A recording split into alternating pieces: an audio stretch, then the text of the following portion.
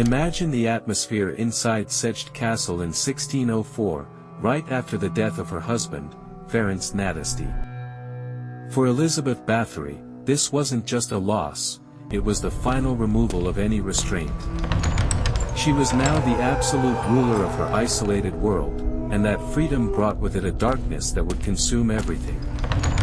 The first victims weren't foreign enemies or rivals, they were the most vulnerable people in her domain, the young peasant girls. Their parents, desperate for them to have a better life, sent them to the castle for domestic service. But instead of opportunity, they found only terror. The Countess's cruelty was meticulous. For the smallest, most human error, the girls were punished. We're talking about needles being driven under their fingernails, or the raw, burning sting of being whipped with nettles. In the deepest winter, she would have them stripped naked, doused with freezing water, and forced out into the courtyard, where they would literally freeze to death. It's chilling to think that in that century, the law simply looked the other way. The lives of these girls held no value. The true escalation, the moment her legend became cemented in pure Gothic horror, came when her cruelty turned into obsession. The story goes that she once struck a servant girl, and as the girl's blood spattered onto Elizabeth's hand, the Countess believed her skin looked suddenly firmer and younger. This sparked a terrifying belief that she could stop the relentless march of time by exploiting the young. This belief is the terrible foundation of the Blood Countess nickname, suggesting she tried to bathe in the lifeblood of her victims. It's a powerful, seductive story of vanity and horror, even if the bloodbath detail was likely created by writers centuries later. The nightmare couldn't stay contained forever. The turning point was the day she started luring the daughters of minor noble families to the castle. These girls had names, connections, and status.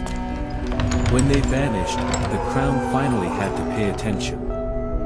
The king, Matthias II, who desperately owed the Countess a huge sum of money, commissioned his powerful cousin, Georgi Thurzo, to lead the investigation.